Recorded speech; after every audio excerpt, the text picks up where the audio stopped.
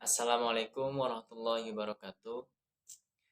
Perkenalkan, nama saya Zin El Faruqi dari PT IKA kelas 1H, NIM 2522297. Nah, alhamdulillahirabbil alamin wassalatu wassalamu ala asrafil anbiya'i wal mursalin sayyidina wa maulana Muhammadin wa ala alihi washabihi ajmain amma ba'd.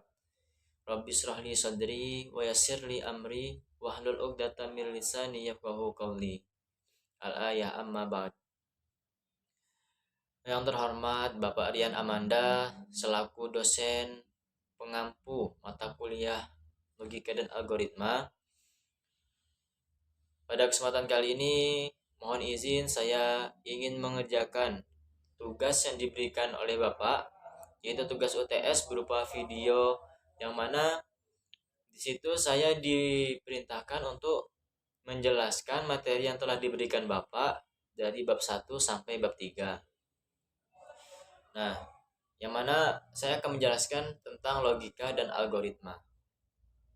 Baik, jadi yang pertama yang harus kita ketahui yaitu pengertian logika. Nah, jadi secara arti, logika itu ialah suatu pemikiran seseorang yang mana pemikiran tersebut itu masuk akal ataupun logis. Nah, contoh di mana pemikiran seseorang itu logis ataupun masuk akal. Contohnya misalnya seperti ini. Misalkan ada seseorang yang menyampaikan pendapat. Nah, kemudian pendapat tersebut dicerna oleh akal pikiran kita. Nah, apabila pendapat tersebut logis, masuk akal, dapat dicerna oleh pikiran kita. Nah, itulah disebut dengan logika. Nah, itu dengan logika. Kemudian yang selanjutnya yaitu algoritma. Nah, kalau kita belajar logika algoritma pasti harus mengetahui apa itu algoritma. Nah, perlu kita ketahui bahwa algoritma itu ialah tahapan, susunan ataupun tahapan-tahapan yang bertujuan untuk dapat menyelesaikan suatu pekerjaan. Nah, contohnya, tunggu dulu ya. Nah, jadi algoritma itu dibagi menjadi 3 tahapan ya. Nah, tahapan yang pertama yaitu disebut inputan atau masukan. Nah, yang kedua disebut proses. Kemudian yang ketiga yaitu output, keluaran ataupun hasil dari proses tersebut. Nah, jadi di sini saya akan memberikan contoh dari algoritma dalam kehidupan sehari-hari. Nah, contohnya seperti misalkan tentang apa ya? Yang mudah tuh seperti misalkan berwudu misalnya. Saya ingin mengambil algoritma tentang berwudu. Jadi yang pertama inputannya yaitu seseorang apabila ingin bersuci itu harus berwudu. Nah, inputannya yaitu berwudu. Nah, kemudian tahapan yang kedua yaitu proses. Nah, apa prosesnya? Prosesnya yaitu sebagaimana kita biasa berwudu. Contohnya seperti berkumur-kumur, membasuh kedua lubang hidung, membasuh muka, kemudian kedua telapak tangan sampai siku-siku, kemudian rambut kepala, telinga, kudu telinga, dan kaki hingga mata kaki. Nah, itu yang disebut dengan proses. Kemudian tahapan yang terakhir yaitu outputnya, keluarannya. Nah, setelah kita berwudu, hasil dari wudhu kita itu kita menjadi suci, bersih. Nah, itu outputannya. Nah, namun terkadang ada keadaan-keadaan tertentu yang tidak semestinya sehingga kita harus membuat sebuah decision atau pilihan. Contohnya misalkan, nah ketika kita wudhu nih, nah ketika kita berwudhu, kok rupanya nggak ada air, nah, maka pilihan kita yaitu dengan cara bertayamum. Nah, itu pilihannya ya. Misalkan kita ingin berwudhu tapi kok nggak ada air, nah itu kan termasuk keadaan yang tidak semestinya. Misalkan airnya sanyunya lupa dihidupin, nah itu kan termasuk keadaan tidak semestinya. Maka kita harus menyiapkan decision atau pilihan yang kedua, yaitu dengan cara bertayamum. Nah, jadi contoh lainnya ya, nih, jadi di dalam suatu algoritma tuh harus terdapat yang namanya inputan. Nah, baik itu dari nol, satu ataupun lebih. Nah, itu harus ada inputannya. Nah, contohnya seperti ini misalkan. Misalkan saya nih mau masak nasi. Nah, mau masak nasi goreng, misalkan masak nasi goreng. Nah, ketika masak nasi goreng itu tidak hanya nasi saja yang dimasukkan. Nah, tapi ada inputan yang lainnya seperti memasukkan garam ataupun menambahkan sayur-sayuran di dalamnya ataupun menambahkan kecap,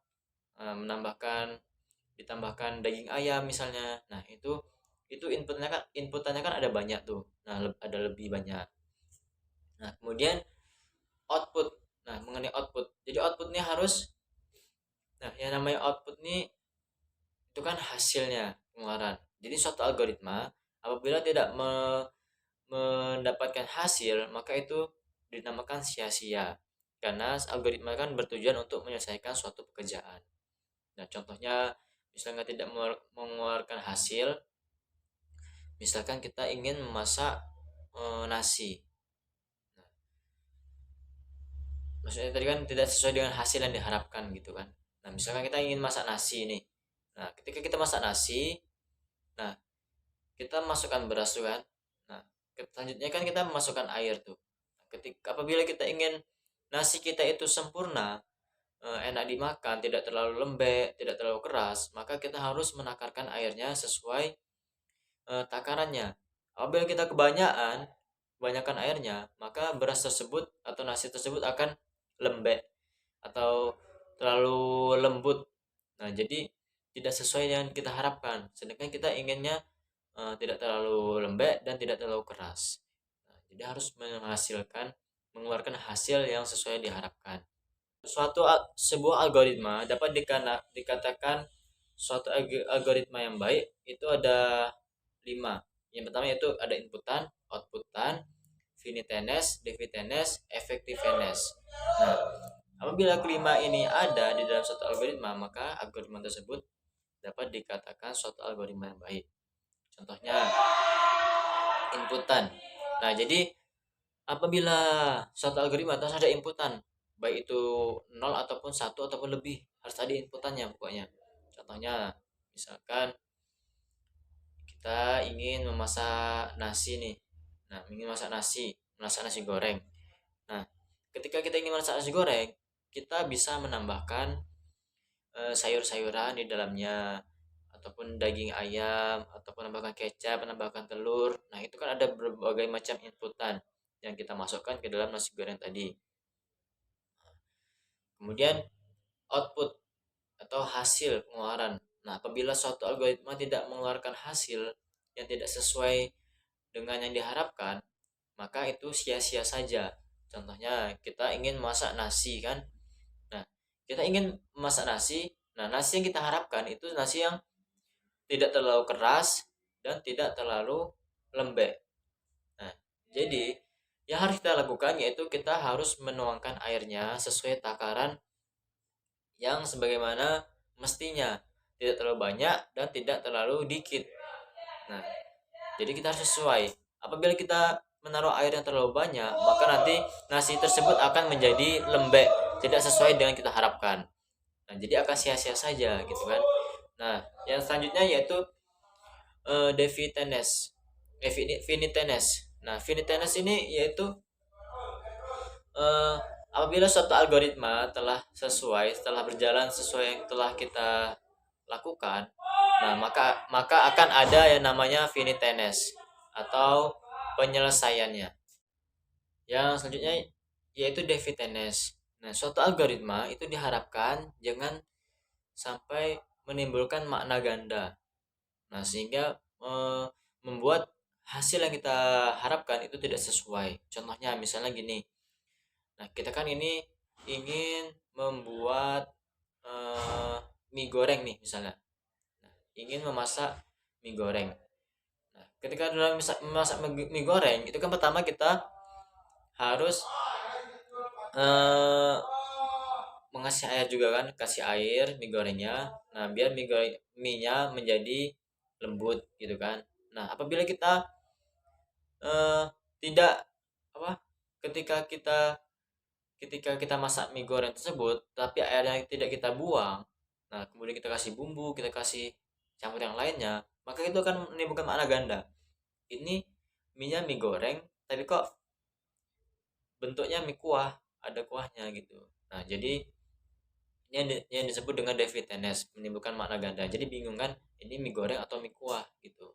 Mau dibilang mie goreng tapi ada kuahnya, mau dibilang mie kuah tapi mie-nya mereknya atau rasanya jenisnya mie goreng gitu kan. Nah, yang terakhir yaitu effectiveness. Nah, ataupun efektif. Nah, dalam satu algoritma itu harus efektif atau telah dirancang dengan sebenar-benarnya sehingga kita dapat eh, menghasilkan sesuatu hasil yang kita harapkan. Tidak tidak gagal seperti itulah. Nah, jadi selanjutnya yaitu algoritma itu terdapat tiga struktur, ada strukturnya.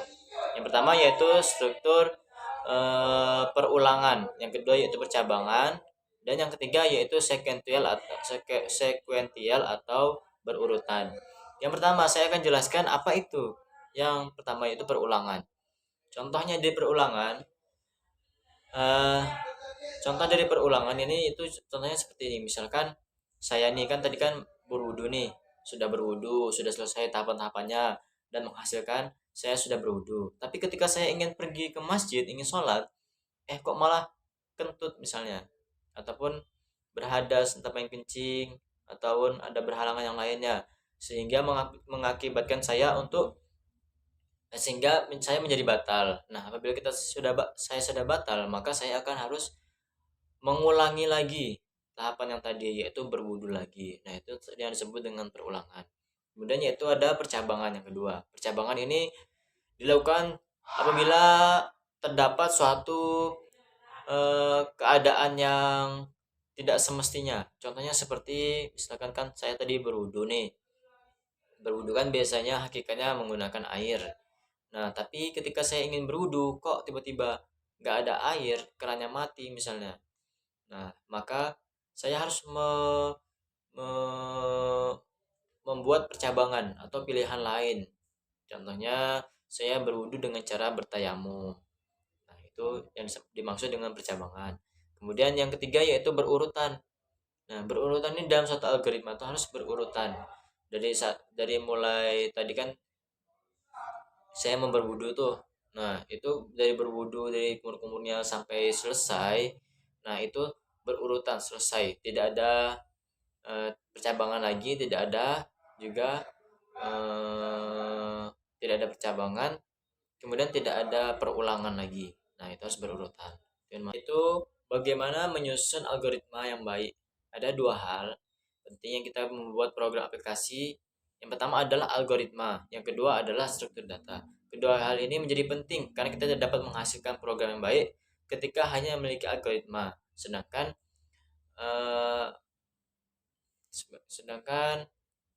data kita tadi itu buruk, maka tidak menghasilkan suatu algoritma yang baik. Selanjutnya akan menjelaskan bab 2 dengan materi algoritma dalam pemrograman. Bahasa pemrograman yaitu bahasa yang digunakan untuk memberikan instruksi kepada perangkat keras agar dapat melakukan sesuai dengan apa yang diinstruksikan. Kita harus memberikan instruksi secara rinci, benar, dan mendetail sehingga apa yang kita perintahkan kepada komputer itu dapat dilaksanakan sesuai dengan yang kita harapkan. Jadi bahasa pemrograman tuh itu tergantung kepada usernya atau penggunanya. Nah, misalkan si usernya ingin memerintahkan untuk membuat suatu kerjaan, maka dengan bahasa pemrograman tadi komputer itu yang akan melaksanakan pekerjaannya. Nah, selanjutnya yaitu jenis bahasa pemrograman. Dalam bahasa pemrograman dapat dikelompokkan menjadi dua macam berdasarkan tingkatannya, yaitu bahasa tingkat tinggi dan tingkat rendah. Bahasa tingkat rendah yaitu bahasa yang dirancang untuk langsung dapat dimengerti oleh mesin yang menganut kode biner 0 dan 1 tanpa harus melalui bahasa penerjemahan. Namun bahasa ini cenderung eh, sulit dipahami oleh manusia. Contohnya seperti kode mesin move, SOF, JMP, JEG. Nah, kemudian yaitu bahasa tingkat tinggi. Nah, bahasa ini mudah dimengerti oleh manusia. Contohnya seperti bahasa Turbo Pascal, C++, PHP, Java, JavaScript, nah, dan lain-lainnya. Itu contohnya. Jadi, lebih jelasnya kalau seperti bahasa yang tingkat tinggi atau tingkat rendah itu sulit dipahami oleh manusia karena bahasa ini bahasa yang digunakan oleh komputer yang menganut kode biner kosong dan satu. Nah, sedangkan bahasa tingkat rendah itu lebih bisa dipahami oleh manusia atau yang sering terdapat di bahasa kehidupan sehari-hari oleh manusia. Penulisan algoritma dalam pemrograman secara umumnya dikelompokkan menjadi dua, yaitu dengan teks dan dengan gambar. Penulisan algoritma dengan menggunakan teks dapat disajikan dengan bahasa tertentu, misalnya bahasa Inggris atau bahasa Indonesia, maupun dengan passcode atau kode yang mirip dengan bahasa pemrograman. Sedangkan penyajian dengan gambar dapat disajikan dengan aplikasi flowchart. Namun sebenarnya flowchart merupakan cara satu-satunya dalam menggambarkan algoritma dengan gambar. Dapat juga menggunakan data flow diagram, hypo, maupun dengan struktur card. Nah, itu jadi bisa kita gunakan beberapa yang telah sebutkan tadi. Jadi perlu teman ketahui bahwa flowchart adalah penggambaran algoritma dengan menggunakan media gambar ataupun simbol untuk menyelesaikan suatu permasalahan. Dengan menggambarkan suatu permasalahan menggunakan media flowchart, kita dapat mengkomunikasikan algoritma yang kita buat kepada seluruh tim pengembang sehingga sistem yang dibangun dapat sesuai dengan yang diinginkan. Nah, jadi dengan flowchart itu kita dapat menggambarkan. Nah, dengan gambaran tersebut kita bisa mengembangkannya kepada tim-tim kita. Seperti itu. Flowchart ini terbagi menjadi dua macam, yaitu flowchart system dan flowchart program. Flowchart system adalah program penggambaran suatu sistem perangkat komputer berbentuk diagram yang menggambarkan keterhubungan antara masing-masing perangkat. Adapun contoh-contoh simbolnya yaitu input-output, kemudian manual input, kemudian proses, dan yang keempat itu penyimpanan file, yang kelima yaitu magnetic disk. Nah, magnetic disk ini yaitu flowchart program. Flowchart program ini adalah penggambaran suatu algoritma yang memecahkan suatu permasalahan. Beberapa contoh simbol yang digunakan untuk menggambarkan algoritma dengan flowchart yaitu seperti input, output. Simbol ini digunakan untuk menggambarkan sebuah masukan dan sebuah keluaran. Contohnya seperti keyboard, mouse, scanner, sensor, dan sebuah keluaran seperti monitor. Selanjutnya yaitu manual input. Simbol ini digunakan untuk menggambarkan inputan data secara manual. Contohnya yaitu online keyboard. Nah, yang ketiga itu proses. Simbol persegi panjang ini untuk menggambarkan pengolahan. Yang keempat itu penyimpanan file. Yang kelima yaitu magnetic disk. Magnetic disk ini selanjutnya yaitu flowchart program. Flowchart program ini adalah penggambaran suatu algoritma untuk memecahkan suatu permasalahan. Beberapa contoh simbol yang digunakan untuk menggambarkan algoritma dengan flowchart adalah terminal. Nah, terus preparation, kemudian processing. Yang keempat yaitu input ataupun output. Yang kelima yaitu decision. Nah, decision. Yang keenam yaitu predefined process. Kemudian yang ketujuh konektor, kemudian yang kedelapan off-pack konektor, dan yang kesembilan yaitu raw. Nah, kemudian simbol flowchart ini yang digunakan untuk menggambarkan arah atau proses yaitu variabel dan tipe data. Variabel. Nah, jadi untuk menggambarkan proses itu variabel dan tipe data. Nah, jadi selanjutnya saya akan menjelaskan mengenai bab 3 mengenai tipe data dan variabel. Perlu mengetahui apa itu tipe data dan variabel. Nah, variabel itu seperti apa sih? Apa gunanya variabel sih? Nah, tipe data itu apa gunanya dalam suatu pemrograman? Saya akan menjelaskannya nanti. Nah, jadi variabel dapat kita artikan sebagai kontainer yang memiliki nama, seperti halnya sebuah kontainer yang dapat menyimpan barang. Pada variabel juga dapat digunakan untuk menyimpan. Bedanya kalau di kontainer dapat pengertian umumnya digunakan untuk menyimpan barang, pada variabel digunakan untuk menyimpan data. Nah, jadi variabel itu diibaratkan seperti kontainer atau bak atau bak mobil itu, bak mobil kontainer. Nah, hanya saja kontainer itu digunakan untuk menyimpan barang-barang seperti mengangkut apa gitu, tapi kalau variabel itu digunakan untuk menyimpan data. Nah, variabel diawali dengan tanda dolar, sedangkan asesmen dengan menggunakan operator selanjutnya. Semua pernyataan diakhiri dengan titik koma. Sebagai contoh, dalam pemrograman kita dapat membuat sebuah variabel dengan nama buah variabel dengan nama buah dan mengisi variabel tersebut dengan apel. Sama halnya dengan sebuah tempat penyimpanan yang kadang mempunyai kekhususan untuk menyimpan jenis barang. Misalkan kita ingin menyimpan air ataupun benda-benda cair, itu dapat kita simpan di tempat seperti wadah yang dapat menampung benda air tersebut. Contohnya seperti misalkan seperti gelas. Nah, kita bisa menampung air tersebut dalam gelas ini, ataupun seperti di dalam toples. Nah, kita bisa menyimpan air-air tersebut di dalam tempat tersebut. Maka daripada itu, di dalam PHP variabelnya kita bisa memberi namanya sesuai nama-nama.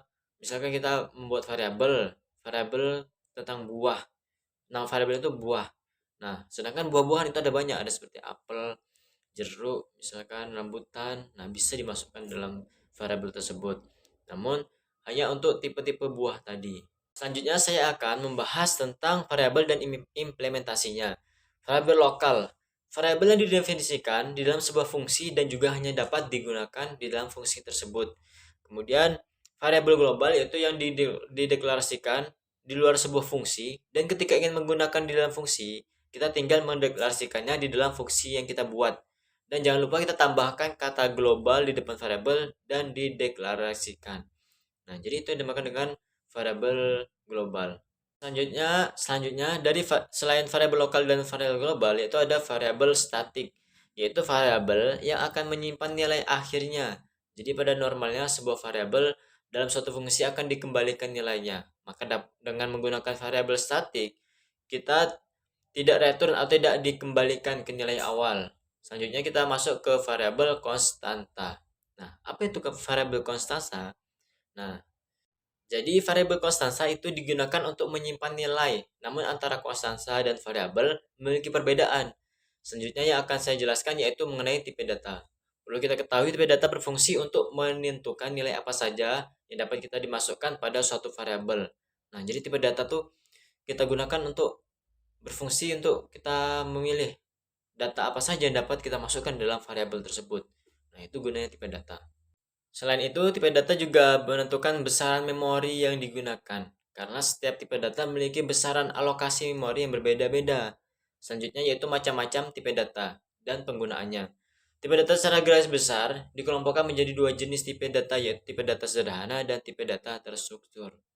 Nah, yang pertama yaitu saya akan menjelaskan tipe data sederhana, atau juga biasanya itu dikenal dengan tipe data primitif. Nah, sederhana. Primitif itu kan kayak orang-orang zaman dahulu atau orang-orang yang sederhana. Yang mana ya tipe data dasar yang hanya mampu menyimpan satu nilai di dalam satu variabel. Nah, jadi kan ada nih misalkan variabel ini kan ibaratkan kayak tempat gitu, tempat untuk menyimpan data. Misalkan cangkir ini nih tempatnya. Nah, jadi dalam satu cangkir ini itu hanya dapat menyimpan satu benda saja. Misalkan hanya menyimpan satu sendok aja. Nah, tidak bisa menyimpan yang lainnya. Itu yang dinamakan dengan tipe data sederhana. Jadi dia hanya bisa menyimpan satu data, satu variabel hanya menyimpan satu data. Nah, sedangkan tipe data struktur yaitu tipe data meliputi array, string, set, record, dan file.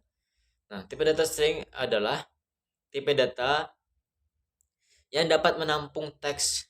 Nah, tipe data yang dapat menampung teks hampir sama seperti tipe data char yang dapat menampung semua jenis karakter. Nah, namun pada string ini memiliki panjang sehingga string dapat menampung data berupa teks.